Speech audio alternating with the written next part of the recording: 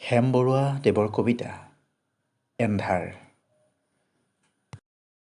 এয়া মাজনিশা, নিবিড় অন্ধকাৰ। মই অকলশৰীয়া, ওচৰত আৰু নাই, মানুহ নাই, কোনো কতো নাই।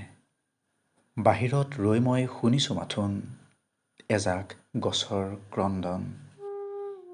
দূৰণিত ৰিণি ৰিণি দেখিছোঁ মাথোন এখন নৈ। শুই আছে নে বৈ গৈছে একোকে ধৰিব নোৱাৰি।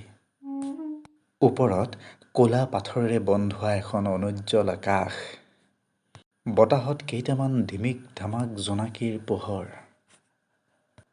আৰু ক'তো পোহৰৰ লেশ মানো নাই।